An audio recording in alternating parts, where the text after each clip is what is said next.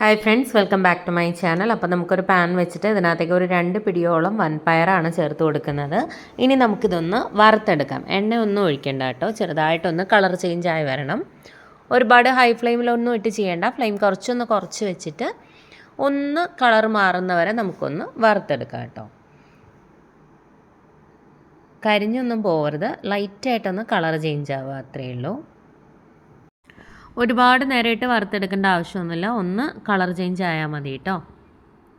എന്നിട്ട് ഒന്ന് വറുത്തതിന് ശേഷം കളർ ചേഞ്ച് ആയി വരുമ്പോൾ ഈ പാത്രത്തിൽ തന്നെ വെക്കരുത്. വെച്ച് കഴിഞ്ഞാൽ കൂടുതലായിട്ടത് റോസ്റ്റായി പോകാൻ ചാൻസ് ഉണ്ട്. അതുകൊണ്ട് തന്നെ പെട്ടെന്ന് തന്നെ നമ്മൾ വേറൊരു പാത്രത്തിലേക്ക് മാറ്റി കൊടുക്കണം. വൻപയർ തന്നെ എടുക്കണം കേട്ടോ, ചെറുപയർ എടുത്തു കഴിഞ്ഞാൽ ഈ ഒരു ടേസ്റ്റ് ഉണ്ടാവില്ല. നമ്മൾ ഈ ഒരു റെസിപ്പി വൻപയറിൽ തന്നെയാണ് ചെയ്യുന്നത്. വൻപയർ ഇഷ്ടമില്ലാത്തവർക്കും ഇഷ്ടമാകുന്ന നല്ല ടേസ്റ്റി ആയിട്ടുള്ള റെസിപ്പിയാണ്, ഒരു പാലക്കാടൻ സ്പെഷ്യൽ റെസിപ്പിയാണ് കേട്ടോ. അപ്പോൾ ഇത് അത്യാവശ്യം നന്നായിട്ട് കളർ ചേഞ്ച് ആയിട്ടുണ്ട്, ഇത് മതിയാവും. ഇനി ഞാനിതൊരു കുക്കറിലേക്ക് മാറ്റി കൊടുക്കുകയാണ്. കുക്കറിലേക്ക് ഇട്ട് കൊടുത്തതിന് ശേഷം നന്നായിട്ടൊന്ന് കഴുകി വൃത്തിയാക്കി വേവാൻ ആവശ്യത്തിനുള്ള വെള്ളം ഒഴിച്ച് നമുക്കിതൊന്ന് വേവിച്ചെടുക്കണം. അപ്പോൾ ഞാൻ ഇതൊന്ന് നന്നായിട്ട് കഴുകിയെടുക്കട്ടെ. കഴുകിയെടുത്തതിന് ശേഷം നമുക്ക് വേവാൻ ആവശ്യത്തിനുള്ള വെള്ളത്തിൻ്റെ അളവങ്ങ് ഒരുപാട് കൂടരുത്. ആവശ്യത്തിന് വെള്ളം എടുത്തിട്ട് ഒരു 3-4 വിസിൽ കേൾപ്പിച്ച് വേവിച്ചെടുക്കണം കേട്ടോ. ഒരുപാടങ്ങ് വെന്ത് ഉടഞ്ഞ് കുഴഞ്ഞു പോകാൻ പാടില്ല, എന്നാൽ നന്നായി വേവും വേണം. ആ ഒരു പരുവം കുഴഞ്ഞു കഴിഞ്ഞാൽ കറി അങ്ങ് ഒരുപാട് തിക്കായി പോവും, ആ ഒരു ടേസ്റ്റ് ഉണ്ടാവില്ല. അതുകൊണ്ടാണ് കേട്ടോ. അപ്പോൾ ആവശ്യത്തിന് നമ്മൾ വെള്ളം എടുത്തിട്ടുണ്ട്, അത് ഇത്രയും വെള്ളം എടുത്തിട്ടുണ്ട്. ഞാൻ ഉപ്പ് ഇപ്പോൾ ചേർത്ത് കൊടുക്കുന്നില്ല, പിന്നീട് ചേർക്കുന്നേ ഉള്ളൂ. കാരണം ചില പയറിൽ ഉപ്പിട്ട് കഴിഞ്ഞാൽ വേവാനുള്ള ബുദ്ധിമുട്ടുണ്ടാവും. അതുകൊണ്ട് തന്നെ നമുക്ക് വെന്തതിന് ശേഷം ഉപ്പിട്ട് കൊടുക്കാം കേട്ടോ. അപ്പോൾ ഞാനിതൊന്ന് അടച്ച് വെച്ച് കൊടുക്കുകയാണ്. 2-3 വിസിൽ, അത് ചില പയറിന് നല്ല വേവ് ഉണ്ടാവും. അപ്പോൾ അധികം വേവുള്ള പയറാണെങ്കിൽ ഒരു 4 വിസിലൊക്കെ കേൾപ്പിച്ചെടുക്കാം കേട്ടോ. ഒന്ന് അടച്ച് വെക്കുന്നുണ്ട്. അപ്പോൾ പ്രഷറൊക്കെ പോയതിന് ശേഷം ഞാൻ ഓപ്പൺ ചെയ്തിട്ട് ആ വെള്ളത്തോട് കൂടി തന്നെ നമുക്ക് വേറൊരു പാനിലേക്ക് മാറ്റി കൊടുക്കാം. എന്നിട്ട് നമുക്ക് ആവശ്യത്തിന് കറിവേപ്പില കൂടി ഇട്ട് കൊടുത്തിട്ടുണ്ട് ഞാൻ. ഇനി നമ്മളിതിനകത്തേക്ക് പൊടികൾ ചേർത്ത് കൊടുക്കാം. നമുക്ക് ഇതിനകത്തേക്ക് വേണ്ടത് മഞ്ഞൾപ്പൊടി വേണം കേട്ടോ. ഒരു 1/4 ടീസ്പൂണോളം മഞ്ഞൾപ്പൊടി ചേർത്ത് കൊടുക്കുന്നുണ്ട്. അപ്പോൾ ഞാൻ ഫ്ലെയിം ഓൺ ആക്കിയിട്ടുണ്ട്. എത്രത്തോളം വെള്ളമുണ്ടോ ആ വെള്ളം ഇതിലേക്ക് ഒഴിച്ചു കൊടുക്കുക. വെള്ളം ഇല്ലയെന്നുണ്ടെങ്കിൽ കുറച്ച് വെള്ളം ഒഴിക്കണം കേട്ടോ. അപ്പോൾ ഒരു 1/4 ടീസ്പൂൺ മഞ്ഞൾപ്പൊടിയും എരിവിനനുസരിച്ച് മുളക് പൊടി ഞാനൊരു 1/2 ടീസ്പൂണും കുറച്ചും കൂടി ചേർത്തിട്ടുണ്ട് കേട്ടോ. അപ്പോൾ എരിവിനനുസരിച്ച്, നിങ്ങളുടെ എരിവിനനുസരിച്ച് ചേർക്കാം. വേണമെങ്കിൽ മുളക് പൊടിയുടെ അളവ് കുറച്ചിട്ട് ഒരു 1-2 പച്ചമുളക് കൂടി ചേർക്കാം, മുളക് പൊടി ചേർക്കുന്നത് കൂടാതെ. അപ്പോൾ അതൊക്കെ നിങ്ങളുടെ ഇഷ്ടത്തിനനുസരിച്ച് ചെയ്യുക. ഇനി നന്നായിട്ടൊന്ന് തിളക്കട്ടെ. നന്നായി ഒന്ന് തിളച്ച് വരുമ്പോൾ ഒരു നെല്ലിക്ക വലുപ്പത്തിലുള്ള പുളി ഒരു 1/4 ഗ്ലാസ് വെള്ളത്തിൽ നന്നായിട്ട് ഞെരടി പിഴിഞ്ഞ് വെക്കണം. ഓൾറെഡി ഞാൻ പിഴിഞ്ഞ് വെച്ച പുളി വെച്ചിട്ടുണ്ടായിരുന്നു, അപ്പോൾ ഞാൻ അതിൽ നിന്ന് തന്നെ എടുക്കുകയാണ്. ഒരു 1/4 ഗ്ലാസ് വെള്ളം എടുത്ത് നെല്ലിക്ക വലുപ്പത്തിലുള്ള പുളി നന്നായിട്ട് ഞെരടി പിഴിഞ്ഞ് വെച്ചിട്ട് നമ്മുടെ പൊടികളൊക്കെ ചേർത്ത് നന്നായിട്ടൊന്ന് തിളച്ച് കഴിയുമ്പോൾ ആവശ്യത്തിന് ഉപ്പ് കൂടി ചേർക്കണം കേട്ടോ. പൊടികൾ ചേർക്കുന്ന സമയത്ത് നന്നായിട്ട് തിളച്ച് കഴിയുമ്പോൾ കുറച്ച് പുളിവെള്ളം ഒഴിച്ചു കൊടുക്കുക. ആദ്യം തന്നെ എല്ലാം കൂടെ ഒരുമിച്ച് ഒഴിക്കരുത്, കുറച്ച് ഒഴിച്ചു കൊടുത്തിട്ട് അത് നിങ്ങളുടെ പുളി ചെക്ക് ചെയ്യുക. കാരണം ഓരോരുത്തർക്കും പുളിയുടെ അളവ് ഡിഫറെൻ്റ് ആയിരിക്കുമല്ലോ. ചിലർക്ക് കുറച്ച് പുളി മതിയാവും, ചിലർക്ക് പുളിയുടെ അളവ് ഒരുപാട് ഇഷ്ടമുണ്ടാവും. നിങ്ങളുടെ ടേസ്റ്റിനനുസരിച്ച് മാത്രം പുളിവെള്ളം ഒഴിച്ചു കൊടുക്കുക. ആദ്യം തന്നെ എല്ലാം കൂടെ ഒരുപാട് ഒഴിക്കരുത് കേട്ടോ. കുറച്ച് ഒഴിച്ചിട്ട് ചെക്ക് ചെയ്ത് നോക്കുക, പിന്നീട് വേണമെന്നുണ്ടെങ്കിൽ ഒഴിച്ചു കൊടുക്കുക. ഇനി നന്നായിട്ട് തിളച്ച് ആ പുളിയുടെ ആ റോ ടേസ്റ്റ്, ആ ഒരു പച്ചക്കുത്തൊക്കെ ഒന്ന് മാറി വരുന്ന സമയത്ത് ഒരു 1.5 പിടി തികച്ചെടുക്കുന്നില്ല, 1.5 പിടിയോളം തേങ്ങ എടുത്തിട്ട് ഒരു 1/2 ടീസ്പൂൺ ചെറിയ ജീരകം, നല്ല ജീരകമാണ്, അതും കൂടി ചേർത്ത് കുറച്ച് വെള്ളം ഒഴിച്ച് നല്ല ഫൈനായിട്ടൊന്ന് അരച്ച് കൊണ്ടുവരാം. ഞാൻ പീസസായിട്ട് തേങ്ങ കട്ട് ചെയ്തെടുക്കും, ചിരകാതെ. എന്നിട്ടൊന്ന് പൾസ് മോഡിൽ കറക്കിയെടുത്താണ്, അതുകൊണ്ടാണ് തേങ്ങ അങ്ങനെ ഇരിക്കുന്നത് കേട്ടോ. ചിരകാനുള്ള മടി കൊണ്ട് ഇപ്പോൾ എളുപ്പത്തിൽ ചെയ്യാൻ ആ ഒരു രീതിയിലാണ് ചെയ്യുക.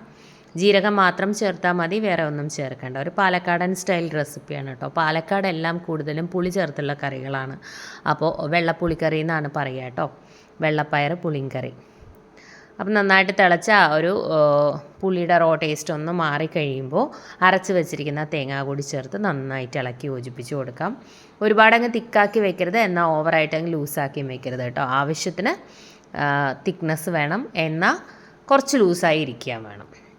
ഒത്തിരി തിക്കായി കഴിഞ്ഞാലും ടേസ്റ്റ് ഉണ്ടാവില്ല, ഒരുപാട് വെള്ളം പോലെ ആയി കഴിഞ്ഞാലും ടേസ്റ്റ് ഉണ്ടാവില്ല. ഈ സമയത്ത് ഉപ്പൊക്കെ ഒന്ന് ചെക്ക് ചെയ്ത് നോക്കുക. എക്സ്ട്രാ വേണം എന്നുണ്ടെങ്കിൽ ചേർത്ത് കൊടുക്കാൻ മറക്കരുത്. ആ മിക്സിയുടെ ജാറ് കഴുകി ഒരു ഇത്തിരി വെള്ളം കൂടി ഒഴിച്ചിട്ടുണ്ട്. നന്നായിട്ടൊന്ന് ഇളക്കി യോജിപ്പിച്ച് നോക്കുക. പുളിയൊക്കെ ഒന്ന് ചെക്ക് ചെയ്ത് നോക്കുക, ഉപ്പും ഒക്കെ എരിവും ഒക്കെ ഒന്ന് ചെക്ക് ചെയ്ത് നോക്കുക. നന്നായിട്ടൊന്ന് തിളക്കട്ടെ. ഒരുപാടിട്ടങ്ങ് വെട്ടി തിളപ്പിക്കേണ്ട. ആ തേങ്ങയുടെ ആ ഒരു റോ ടേസ്റ്റ് ഒന്ന് മാറിയാൽ മാത്രം മതി. കാരണം നമ്മുടെ പയറൊക്കെ നന്നായിട്ട് വെന്തതാണ്. പുളി ചേർത്തിട്ട് നന്നായിട്ട് ആ പുളിയുടെ റോ ടേസ്റ്റ് മാറണം. അപ്പോൾ ഉപ്പ് കുറച്ച് കുറവായി തോന്നി, കുറച്ചുകൂടി ചേർത്തിട്ടുണ്ട്. പുളിയുടെ റോ ടേസ്റ്റ് നന്നായി മാറിയതിന് ശേഷം പുളിവെള്ളം ചേർത്ത് നന്നായിട്ട് തിളയ്ക്കണം കേട്ടോ, അല്ലെങ്കിൽ ആ ഒരു പുളിയുടെ ആ ഒരു പച്ചക്കുത്തുണ്ടാവും. ആ ഒരു ടേസ്റ്റ് മാറിയതിന് ശേഷം മാത്രം തേങ്ങ ചേർത്ത് കൊടുക്കുക.